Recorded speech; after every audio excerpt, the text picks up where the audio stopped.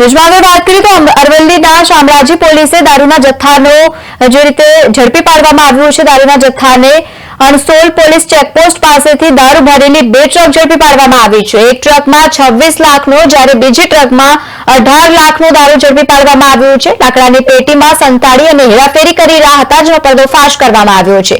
2 truck 2 આરોપી સહિત 1.50 કરોડથી વધુનો મુદ્દામાલ જપ્ત કરવામાં આવ્યો છે. અરવલ્લીની શામળાજી પોલીસે દારૂનો મોટો જથ્થો ઝડપી પાડ્યો છે. અણસોલ પોલીસ ચેકપોસ્ટ પાસેથી દારૂ ભરેલી 2 ટ્રક ઝડપી પાડવામાં આવી છે. એક ટ્રકમાંથી 26 લાખ જ્યારે અન્ય એક ટ્રકમાંથી 18 લાખથી વધુનો મુદ્દામાલ કબજે કરવામાં આવ્યો છે. લાકડાની પેટીઓમાં સંતાડી અને દારૂની હેરાફેરી કરતા હતા, જેનો પર્દાફાશ થયો છે.